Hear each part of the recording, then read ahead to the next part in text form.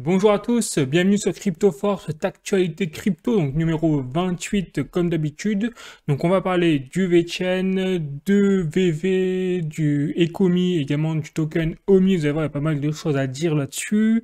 On va parler de Ripple et du XRP, puisque on a eu le 13 juin la réponse. Eh bien, les mails de Inman, vous savez, le cadre de la SEC, qui ont été enfin dévoilés. Donc, on va voir qu'est-ce que ça représente désormais dans le combat judiciaire entre la SEC et Ripple. Et puis, on va bien sûr parler de l'actualité crypto plus générale et un petit peu également économique. Vous allez voir qu'il y a eu des nouvelles entre-temps également. Et là aussi, ça déménage sévère. Voilà, donc il y a pas mal de choses à voir. Mais bien sûr, avant d'aller plus loin, eh bien, moi, je vais avoir mon trailer.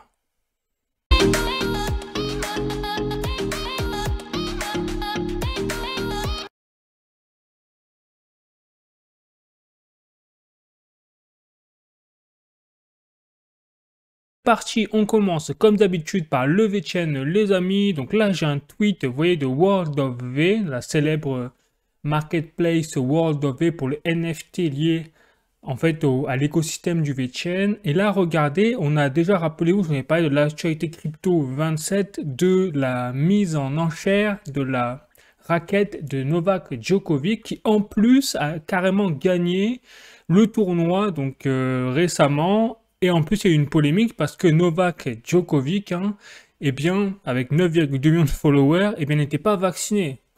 Donc il y a eu aussi une polémique là-dessus, c'est que c'est un des rares qui n'était pas vacciné, finalement c'était le champion, et c'est même un des plus grands champions de tennis de tous les temps. Donc là, on entre également dans un aspect géopolitique avec la victoire de Djokovic sur l'aspect des vaccins, mais surtout également sur l'aspect, quand j'en reviens au VeChain, eh bien, au fait que sa raquette, qui était vendue sous forme de NFT, de digital, parce qu'il y avait à la fois la copie numérique et à la fois la copie physique, hein, rappelez-vous, je vous en ai parlé, eh bien, on a eu une enchère et tenez-vous bien, la raquette de Djokovic et son NFT se sont vendus pour 936 024 VeChain, c'est-à-dire l'équivalent de 16 748 dollars vu la valeur actuelle du VeChain. Donc c'est quand même assez conséquent, hein, 16 000 dollars pour une raquette de Djokovic, c'est clair. Et en plus de ça, bien sûr, donc la personne qui a payé 16 000 dollars va recevoir la copie donc NFT, le numérique, mais également chez elle la copie physique, bien évidemment. Voilà, donc là, on voit bien qu'on entre vraiment dans une nouvelle ère là-dessus, sur cette raquette. Et en plus, vu le contexte actuel, il est probable que cette raquette prenne de la valeur dans le temps. Donc c'est peut-être un bon investissement de la part de l'acheteur. Personnellement, je dis bravo parce que, dans un cadre en plus, Novak Djokovic est entré dans la légende un peu de l'histoire du tennis. Voilà. Et ça, c'était pas encore le cas il y a une semaine, puisque c'est entre-temps que Novak Djokovic a gagné son tournoi. Donc moi, je dis bravo à toutes ces personnes-là qui ont bien calculé leur coût quand même au niveau de cette vente de digital de la raquette de Djokovic. Bon, je continue, ça c'était la petite introduction, on va dire, sur le VeChain, petite mise en bouche. Et donc là, je continue avec un deuxième tweet très intéressant de Sébastien Roch, vous savez, d'Allemagne. Et donc là, il déclare dans son tweet que, effectivement, le VeChain était cité, notamment, vous voyez, là j'ai l'article entre guillemets sous les yeux, eh bien, dans les effets, donc système, hein, apparemment c'est le journal, ça s'appelle Systems, comme ça. Et donc, les effets de la technologie blockchain sur la supply chain, la collaboration, en tout cas, supply chain. Et donc là, c'est un cas qui a été, enfin, qui est mis en étude par l'entreprise Lenovo, c'est la célèbre entreprise quand même. Et devinez donc, qu'est-ce qu'a déclaré Sébastien Roch? Eh bien, que le principal, on va dire, partenaire ou du moins la principale entreprise fondation qui permettrait donc de réaliser en première place, hein, justement de répondre aux besoins de cette technologie blockchain sur la supply chain, eh bien c'est le VeChain. Voilà. Et donc là, il le dit clairement, hein, VeChains donc mène en fait la voie dans la collaboration de la supply chain. Donc lui, il le dit très bien, et donc il lance tout simplement les effets du VeChain, et surtout le fait que bien, VeChain est de plus en plus remarqué dans la sphère industrielle et des entreprises également. Donc quand même, c'est pas rien, les amis. On voit que ça continue cette fois avec Lenovo. Et donc il y a tout à parier que Lenovo continue dans cette... peut-être se mettre à la blockchain à son tour, et peut-être, pourquoi pas, eh bien, mettre en place justement le VCN au sein de son entreprise. Bon, je continue avec un troisième tweet, cette fois de Eisenreich. Ça charge un peu. Donc lui qui déclare à travers son tweet qu'effectivement, le VCN est en train de travailler à l'international au niveau du commerce pour rendre les choses en fait plus transparentes et plus efficaces pour les propriétaires en fait de solutions comme les outils en fait de chaîne, c'est-à-dire Toolchain et MyStory. Et en fait, il fait référence là à un petit on va dire un petit trailer de la fondation VCN que je vais vous passer, parce que je trouvais très intéressant, parce qu'il explique parfaitement, en fait, le cycle et l'utilité vraiment du VCN dans n'importe quelle traçabilité de produits. Et ça peut concerner tous les domaines. Et là, on a l'exemple, par exemple, des huîtres. Ils nous ont pris l'exemple des huîtres, notamment, par exemple, en Grande-Bretagne. Enfin, j'imagine, ouais, ça, en Grande-Bretagne ou Australie. Et là, ils prennent donc les huîtres. Pour le Japon, ce serait le homard. Et pour la Grande-Bretagne, ce serait peut-être le poisson. Voilà. Et donc là, ils disent, à travers le VCN, hein, tout au trailer officiel, que, en fait, la mission du VCN, c'est de rapidement, en fait, délivrer les produits au niveau du numérique, au niveau de la traçabilité, des informations. Il y a une blockchain. Parce qu'effectivement, là, on peut voir que les entreprises liées à l'industrie de la mer, notamment aux produits de la mer, eh bien, ont vraiment un principal problème, parce que lors de la logistique, il y a des grands risques que si les choses sont mal calculées, eh bien, les produits se perdent parce qu'ils deviennent avariés, etc. Et donc, ça devient du poison, et donc invendable, et c'est une perte dans les revenus et le chiffre d'affaires. Et donc, le VCN, là où viendrait intervenir le VCN dans ce cycle de logistique pour ce genre d'entreprise, eh bien, c'est sur plusieurs points, notamment sur la température, vous voyez, au niveau du stockage, ainsi que la préparation au niveau même de la nourriture, l'emballage, mais également tout ce qui est lié à la logistique, le transport, notamment, par exemple, les camions, etc., le temps de trajet, etc. Voilà. Et donc, le VCN interviendrait là-dedans. Comment? Tout simplement en mettant en place des capteurs, enfin ce qu'ils appellent des sensors, là, comme vous voyez, basés sur une technologie IoT. Et donc, ils disent, voilà, VCN Cold Chain, la logistique, au niveau des solutions, utilise en fait les systèmes de senseurs IoT au niveau des propriétés. Voilà. Et donc, chaque lot, chaque transport posséderait ce genre de senseur, enfin de capteur. Voilà. Et donc, ces capteurs auraient la possibilité de, comme je l'ai dit, hein, de calculer de la température, mais également la géolocalisation, le lieu, et surtout l'humidité, par exemple, dans le cadre, vu que c'est de la nourriture marine, eh ben, il y a l'humidité également. On continue.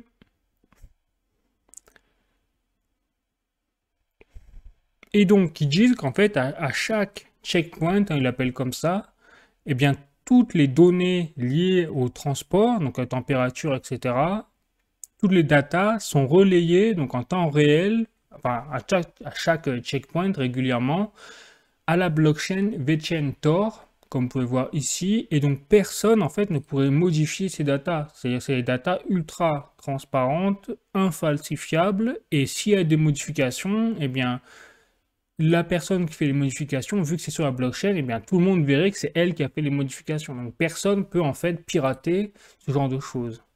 Voilà. Donc voilà à quoi sert en fait la blockchain du VCN dans le milieu logistique du transport. Et donc là, on parle des nourritures marines et des entreprises liées donc à ce genre d'industrie, mais on voit bien que ça concerne absolument tous les secteurs, notamment l'alimentaire de base, les supermarchés, l'industrie lourde, avec par exemple des ressources comme l'acier, pourquoi pas, enfin n'importe quelle industrie, à partir du moment où il y a une supply chain, où il y a une logistique, et c'est 100% littéralement des entreprises qui sont concernées, et même des gouvernements, d'administrations, des hôpitaux par exemple, etc., qui sont concernés, qui peuvent mettre en place le VCN. Et pourquoi je vous rappelle un peu ça, même si vous le savez déjà, c'est parce qu'après j'aurai un petit tweet à vous montrer. Je passe à la suite directe d'ailleurs, hein, à un autre tweet.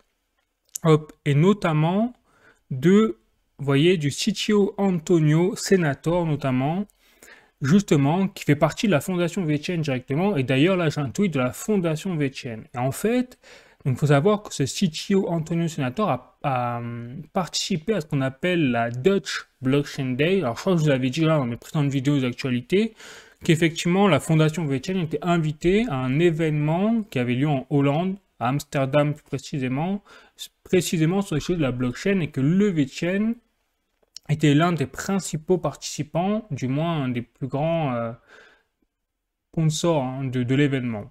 Voilà. Et donc là, là c'est une petite vidéo, mais c'est en anglais, donc je vais pas vous la passer, mais c'est juste pour vous montrer l'image également avec le CTO là, Antonio Senator. Eh bien, il a déclaré dans cette petite interview que tout simplement il expliquait comment le VeChain allait en fait embarquer des milliards d'utilisateurs. Il parle même pas de millions, il parle de milliards. Et c'est justement à travers en fait la biosphère. Vous savez, je vous ai montré la semaine dernière le système de biosphère en lien avec notamment leur partenariat avec Boston Consulting Group. Et c'est comme ça que eux ils voient les choses, et c'est comme ça qu'ils prévoient à travers les industries, les entreprises, mais également tout ce qui est les liens avec les régulateurs. Là, c'est très important en ce moment dans le cadre, on voit l'actualité crypto qui est en train de se faire massacrer aux États-Unis par exemple, au niveau des régulateurs. Eh bien, eux, ils ont déjà pris en compte tout ça avec leurs partenaires pour justement intégrer leur écosystème du VeChain en fait à l'ensemble de la planète, à l'ensemble des outils existants sur Terre. Voilà, tout simplement. Et donc il dit c'est comme ça que VeChainTor aide à éliminer en fait les pratiques de gaspillage. C'est ça en fait le principe. Or, le principe de gaspillage, on voit qu'en ce moment, dans la société, c'est hyper recherché. Ça, on parle même des poubelles, hein, par exemple. C'est bête à dire, mais même au niveau du réchauffement climatique, de l'écologie, on est à fond là, on guette toutes les miettes que l'on peut chercher à récupérer en termes de gains, on va dire, d'émissions de carbone, etc. Et ça, c'est valable pour absolument tout. C'est là où VeChain a vraiment son mot à dire, hein, ça perche, on va dire, la petite faille où laquelle elle peut s'engouffrer la fondation VeChain, c'est également là-dessus. Voilà, mais pas que, parce que d'ailleurs il y a aussi la contrefaçon, enfin on voit que vraiment il y a beaucoup de choses quand même liées à ça.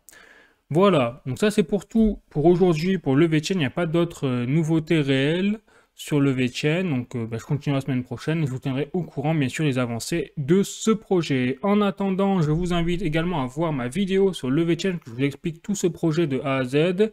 Je vous rappelle également que je n'ai aucun partenariat avec le VeChain, hein, je suis totalement indépendant. Quel que soit le projet que je vous présente aujourd'hui, vraiment je n'ai aucun lien avec ces projets-là. Je suis totalement objectif, du moins j'essaye de l'être le plus possible bien évidemment.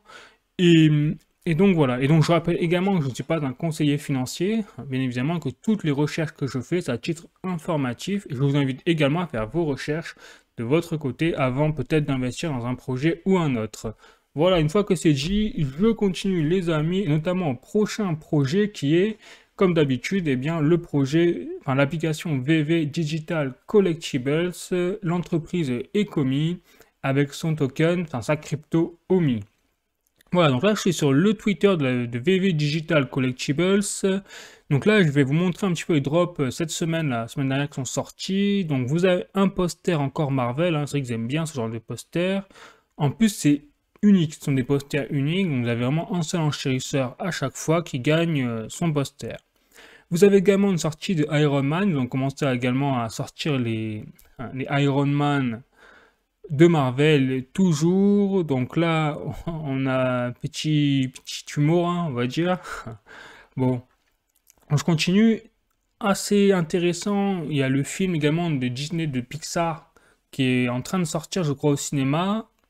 Et donc là il y a un drop qui est prévu donc le 16 juin, c'est-à-dire demain à 8 h du matin. Je crois que ça, alors ça c'est heure américaine, mais nous je crois que c'est l'après-midi du coup. Et donc eh bien, ils sortent également des posters de Elemental, le nouveau film d'animation de Pixar, qui apparemment est pas trop mal. Si j'ai bien compris, les critiques sont pas trop mauvaises. Pourquoi pas? Sinon, bon, ils annoncent également la disparition d'un créateur d'une bande dessinée, si j'ai bien compris, de John Romita Sr. Voilà. Donc, si j'ai bien compris, donc petite pensée à cette personne qui a participé à la construction de l'univers Marvel. Voilà. Et sinon, on rentre dans le dur, que j'ai pas d'autres drops vraiment à vous montrer, si ce n'est des drops de comics comme Spider-Man, un nouveau, enfin voilà. Mais j'ai pas d'autres drops vraiment sensationnels, on va dire, cette semaine à vous montrer.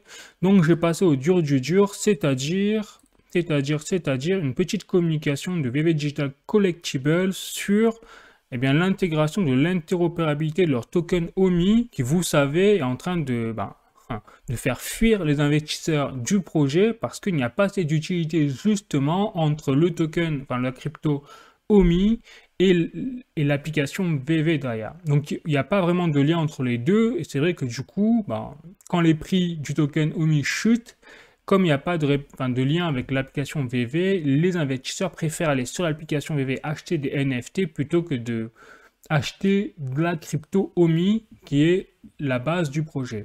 Voilà, donc je vais vous expliquer un peu tout ça parce que là ils ont mis un update comme vous pouvez le voir ici et donc ils disent nous apprécions votre patience sur notre travail et donc en fait ils rappellent qu'ils sont en train de travailler quand même sur le meilleur système de collectibles digitaux jamais enregistré, jamais créé en fait. Là, il le rappelle. Et donc, il rappelle également quelques progrès justement sur l'interopérabilité de leur crypto-monnaie OMI. Et donc, c'est pour ça que je suis allé sur leur blog, que je vais vous montrer.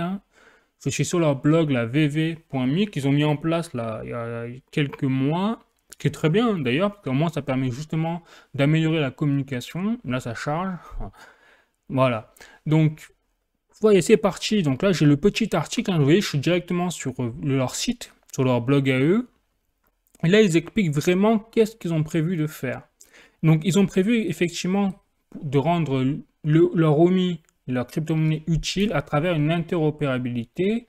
Et notamment, parce que sachez qu'au début, ils étaient sur la blockchain GoChain, qui n'était pas très connue, et ils l'ont bougé, ils ont migré sur Immutable X, qui est en fait un layer 2. Vous savez, une blockchain de type de couche 2. Et donc également sur Ethereum, l'Ethereum, lui, est de couche 1. Voilà, donc ils sont à la fois sur un layer 1 et un layer 2. Et donc ça, c'était en 2021. Et donc là, ils ont prévu également, à travers ça, donc ils le rappellent, ils prévoient également une interopérabilité cross-chain, du coup cross-blockchain. Mais surtout, ils prévoient également l'OMI Utility. Ils rappellent que en fait, c'est dans le cadre du programme de loyauté, puisque en lien avec le Master Collector Programme, c'est-à-dire le programme permet de récompenser un peu les collectionneurs en fonction de leur activité sur l'application VV. Voilà. Donc ils rappellent tout ça. Donc ça va être. Après, je vais faire le détail, mais évidemment, là, je vous fais un petit peu le résumé de leur pensée, ce qu'ils disent. Et surtout, très intéressant et très important, ils rappellent également qu'ils ont recruté toute une équipe blockchain. Ils le mettent là, vous voyez.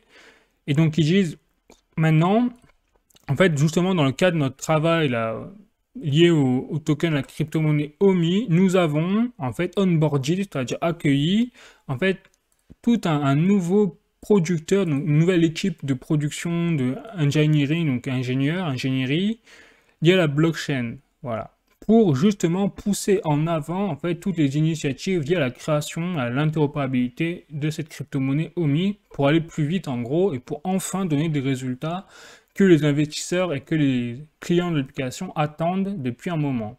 Donc c'est plutôt pas mal, on voit que ça bouge dans le bon sens et maintenant je vais vous parler vraiment en détail, que j'ai vraiment pris le détail de tout ce qu'ils prévoient de faire au niveau de l'utilité de leur crypto-monnaie OMI. Mais bon, là aussi, ça charge.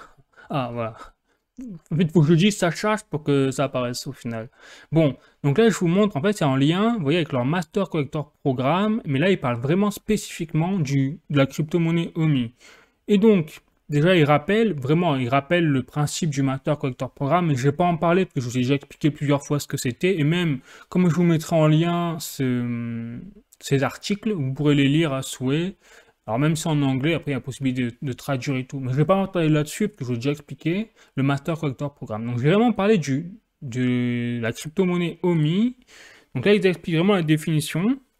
Et ils disent que leur objectif, c'est vraiment de donner en fait au OMI toute une utilité en lien avec donc, le Master Collector Programme, afin de faire en sorte que quand les utilisateurs de l'application VV en fait stockent du OMI sur l'application VV, eh bien, ils peuvent ensuite gagner des avantages, des bénéfices, en fait, et des récompenses qui permettrait également d'être en adéquation avec leur master, les points de leur master collector programme. Donc c'est écrit ici.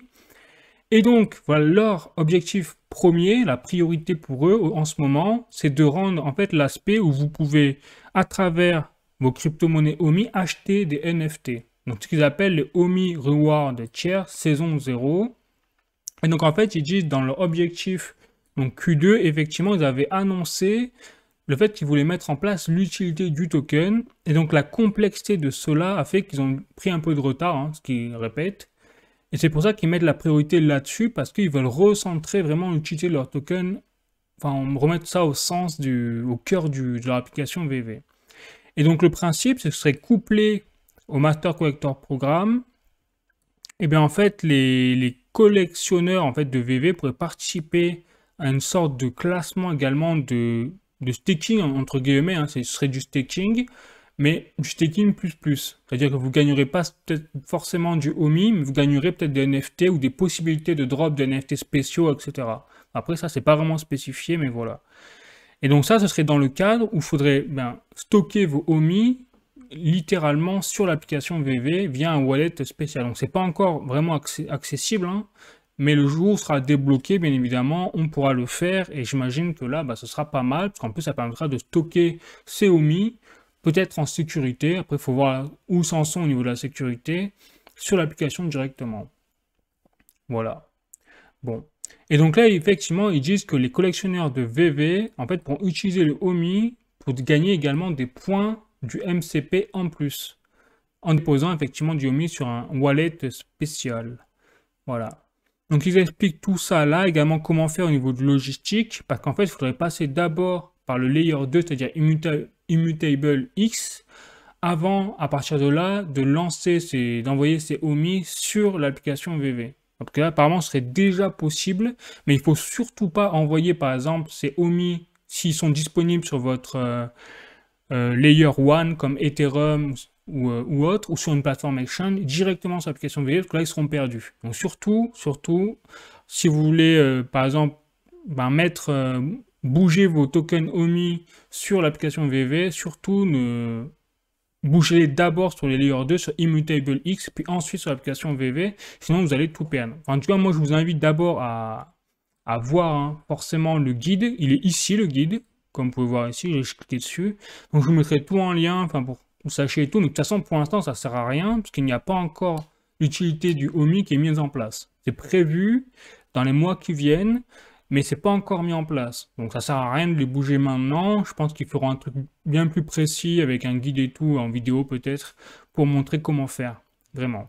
Et donc pour ensuite continuer à parler de l'utilité du token OMI, il prévoit également un système de tickets, qui parle ici, là, avec le MCP, en couplage avec le MCP, et notamment des tickets de bronze qui pourront être achetés avec la crypto OMI et qui permettra en fait derrière de convertir ces tickets en points additionnels. Là, ça fait un peu penser comme à du pay to win, hein, entre guillemets. Ouais, moi, je suis pas trop fan de ce genre de système, mais bon, pourquoi pas. Voilà, pour autoriser les gens en fait à grimper les classements, les niveaux au final. Mais il prévoit également des drops spéciaux pour ces genres de personnes qui auraient des tickets de bronze. Et des bénéfices qui ne sont pas encore disponibles, mais qui sont en train de réfléchir là-dessus. Voilà. Et donc c'est ça, ils disent que là, c'est en développement, et c'est justement en développement en lien avec la nouvelle équipe de blockchain, enfin de personnes à la blockchain avec des compétences spéciales, qui sont en train de travailler dessus. Donc là, c'est en cours, ils n'ont pas de date précise, puisqu'ils ont pris la leçon que s'ils mettaient une date précise et qu'ils ne la respectaient pas, ce sera encore pire au niveau de la communication. Voilà, donc ça c'est un peu le résumé, si vous voulez, de qu'est-ce qu'ils veulent faire exactement avec leur token OMI. Alors après, je vous apprends rien de spécial, hein, c'est clair, ce que je vous avais déjà dit, mais on sent que là, il y a une officialisation, en fait, c'est ça la nouvelle, vraiment à travers leur article ici, de leur feuille de route liée à l'utilité du OMI. C'est surtout ça le plus important vraiment qui à retenir au final, c'est que vraiment ils avancent et sur tous les niveaux. Donc c'est vraiment pas mal. Enfin, je trouve que là ils se rattrapent un petit peu vraiment par rapport à la catastrophe qu'ils avaient lorsqu'ils annonçaient les jalons par exemple en 2022 sans jamais les respecter. Voilà les amis. Donc pareil, hein, ici je vous invite à voir ma vidéo sur la crypto-monnaie OMI, sur l'application VV où je vous explique comment ça marche. Et puis donc n'hésitez pas si vous êtes intéressé par ce projet. Je continue maintenant avec Ripple et le XRP. Donc là aussi, vous allez voir, il y a pas mal de nouvelles. Alors je suis sur effectivement le Twitter là, officiel de l'entreprise Ripple. Il y a quelques petites nouvelles qui sont sorties, notamment, alors j'ai repéré voilà, un partenariat qui a été effectué désormais entre l'université de recherche au niveau de la blockchain, enfin, l'initiative blockchain de l'entreprise Ripple. Il faut savoir que l'entreprise Ripple a sa propre université, quand même, c'est pas rien, hein, pour vous dire le délire de ce projet quand même. Et cette entreprise cette université de Ripple a établi un partenariat avec l'université de Toronto. Voilà, là-bas, donc en outre-Atlantique, on va dire. Donc c'est pas mal, hein, c'est une bonne nouvelle au niveau de la recherche de la blockchain. Outre cet aspect-là, on a également donc une annonce. Alors là, je vais vous montrer les articles maintenant vous avez parlé, effectivement, là j'ai un article de cointribune.com. Vous avez Ripple contre la SEC, hein, vous savez la célèbre affaire qui est en cours, avec notamment les fameux documents de Inman dévoilés. Et donc là, on voit le PDG de Ripple déçu. Donc effectivement, je vous avais prévenu la semaine dernière, dans l'actualité de ce projet du XRP de Ripple, que le 13 juin, c'est-à-dire il y a 2 jours, eh bien, il y avait une révélation effectivement des emails en fait de Inman. Or, Inman, c'est un ancien cadre de la SEC, mais au cadre hein, donc du régulateur américain, qui avait déclaré via des mails, et c'était déjà à l'état de rumeur à l'époque, que l'Ethereum, en fait, n'était pas une security et ne tombait pas sous la juridiction de la SEC. Et donc, tous ces mails ont finalement été dévoilés par, effectivement, donc, le régulateur américain, la SEC, mais vous avez également prévenu que peut-être que la SEC, comme ce serait des emails dérangeants, s'arrangerait pour un petit peu peut-être contourner la chose ou quoi. Et en fait, j'ai l'impression que c'est un petit peu ce qui s'est passé, parce que vous voyez le PDG de Ripple déçu, parce qu'en fait, les mails qui ont été dévoilés, eh bien, ils ont effectivement, le cadre de Inman déclaré qu'effectivement l'Ethereum ne tombait pas sous la juridiction forcément de la SEC, mais il l'a dit sous certaines conditions. Il a dit en fait c'est parce que l'Ethereum, à condition que l'Ethereum par exemple soit assez décentralisé, etc. Voilà. Donc c'était un petit peu ambigu ces propos apparemment, et donc finalement ça ne ferme pas du tout le régulateur américain dans son aspect de lutte contre, de volonté de régulation sévère, mais là c'est plus de la répression, hein, de la régulation. De volonté de répression des crypto-monnaies aux États-Unis. Donc c'est pour ça que le PDG de Ripple est déçu, je pense qu'il est même très déçu, parce qu'à mon avis, il attendait plus des propos peut-être plus tranchés dans les mails de Inman. Voilà. Donc là, c'est pas fini, ça veut dire que là, on a encore un peu à ex aequo, hein, égalité entre la SEC et le régulateur américain. Donc c'est pas fini cette affaire. Franchement, ça continue, ça s'accroche là, c'est chaud les amis. Voilà, donc là aussi, ça bouge pas mal, donc j'ai pas d'autres informations, je pense, à vous présenter sur Ripple pour le moment. Donc pareil, hein, je vous invite à voir ma vidéo sur le XRP sur Ripple, où j'explique vraiment le projet, je pense, dans son ensemble, donc n'hésitez pas. Et puis sinon, eh bien, on passe à la suite, c'est-à-dire aux actualités crypto plus générales. Et donc là, c'est parti, j'ai plusieurs articles à vous montrer.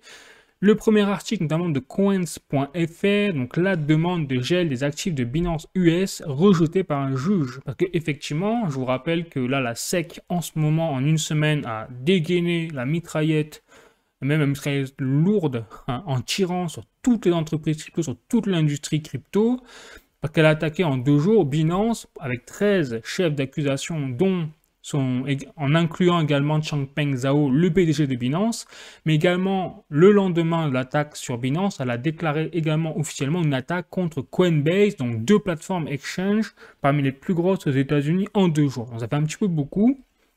Et en plus de cela, dans le cadre de ces 13 chefs d'accusation, le régulateur américain demandait effectivement le gel des actifs de Binance basés aux États-Unis, hein, de la filiale. Donc je vous rassure, ça ne concerne pas l'Europe, encore heureux, mais c'est vraiment aux États-Unis. Or, eh bien dans ce combat-là, un juge a rejeté la demande de la SEC, et donc là c'est une petite victoire pour Binance, entre guillemets. Mais on voit que là c'est chaud patate, et ça tire même au bazooka, hein, ça tire au bazooka. Bon, je continue, je vous montre un petit peu d'actualité. J'ai un article de journalducoin.com et là on vous dit que réguler les exchanges décentralisés, le fantasme insensé de la SEC d'après Coinbase. Donc là on voit que ça commence à répondre parce que Coinbase commence à se défendre également et à dire attention, là la SEC, elle dépasse largement ses limites puisque maintenant elle veut également réguler les exchanges décentralisés qui au final, eh bien, ce serait un non-sens puisque la SEC, enfin, notamment, par exemple, je reprends les propos des mails de Inman, l'ancien cadre de la SEC, qui disait que, par exemple, l'Ethereum ne faisait pas partie des securities sous certaines conditions qui soient assez décentralisées, par exemple. Et bien là, le fait que la SEC voudrait, alors ça, c'est Coinbase qui l'avance. Donc, est-ce que c'est une contre-attaque? Est-ce que c'est vrai? On ne sait pas trop. Mais s'ils l'avancent, c'est que derrière, ils ont peut-être des preuves ou des billes. Bon, mais à prendre avec des pincettes cette information, mais peut-être que la SEC, en fait, veut s'attaquer même à la décentralisation. Et là, moi, personnellement, ça ne m'étonnerait pas, parce que ça va très bien, en fait, dans l'hypothèse que je vous ai faite, enfin, que je vous avais déclaré, je crois, la semaine dernière, dans l'actualité crypto numéro 27, sur le fait que l'objectif de la SEC, c'est même plus de légaliser, de réguler les crypto-monnaies, c'est de dégager, hein, littéralement l'industrie crypto des États-Unis pour derrière mettre le dollar numérique. C'est exactement ce qu'a déclaré au final Gary Gensler, le patron de la SEC, en disant que les crypto-monnaies, les Américains n'en ont pas besoin, puisqu'il y aura le dollar numérique, il y aura les CBDC. Voilà, donc tout avait été dit déjà. Donc je pense que là, ils sont vraiment plus du tout dans une démarche de volonté de régulation, une volonté de protéger les investisseurs comme ils se défendent de vouloir le faire.